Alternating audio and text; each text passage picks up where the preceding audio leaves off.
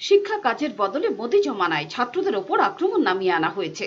সাংবাদিক সম্মেলনে অভিযোগ এসএফআই এর সর্বভারতীয় সম্পাদক ময়ূখ বিশ্বাসের।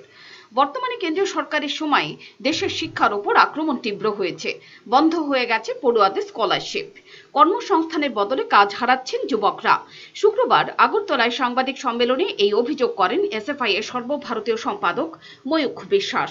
তিনি খেদের সঙ্গে বলেন, 2014 সালে যে আশ্বাস দেওয়া হয়েছিল এর বিপরীত পরিস্থিতি দেশে হয়েছে, যেখানে দাঁড়িয়ে একটা ছাত্র বিরোধী সরকার রয়েছে।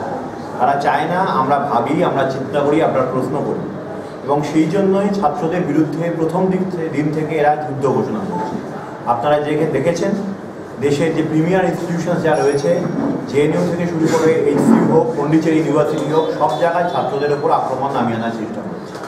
এবং এই সরকার শিক্ষার ওপর আক্রমণের তীব্র করেছে, যেখানে বাজেটে প্রায় আমাদের শিক্ষার জন্য যে বরাদ্দ প্রত্যেক দিন কমাচ্ছে। ইভেন লাস্ট বাজেট যেটা পীযূষ গোয়েল পেশ করেছেন, সেখানে মাত্র 2টো লাইন শিক্ষার জন্য ওরা বরাদ্দ করেছে। আর আমরা তার সঙ্গে দেখছি ছাত্ররা স্কলারশিপ পাচ্ছে না, শিক্ষান্তে কর্মসংস্থান এখন সোনার পাথর বাটি হয়ে গেছে।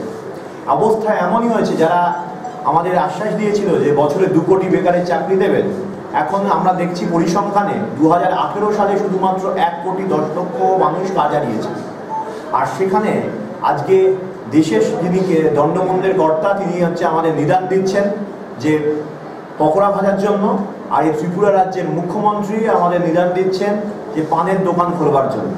এটা ছাত্র যুবদের নিয়ে একটা তামাশা বলে আমরা মনে করি। এর সঙ্গে আমরা দেখছি প্রত্যেক দিন যখন হচ্ছে ছাত্ররা যুবরা কাজ পাচ্ছে না, তখন জাত পাত ধর্মের নামে কখনো গৌরবসাদ, কখনো হচ্ছে অ্যান্টি রোমিও স্কোয়াড, কখনো হচ্ছে জেহাদি তৈরি করবার জন্য যে সাম্প্রদায়িক যে শক্তিগুলো বা জাতপাতের ভিত্তিতে যে সংগঠনগুলো, তারা নিজেদের মধ্যে এই খেলায় মিলেছে। সামনে লোকসভা নির্বাচন, তাই ছাত্র বিরোধী সরকারকে হঠানোর আহ্বান জানিয়েছেন এসএফআই নেতৃত্ব। সর্বত্র ছড়িয়ে দেওয়া হচ্ছে মোদি হঠানোর বার্তা। ব্যুরো রিপোর্ট, চ্যানেল দিনরাত।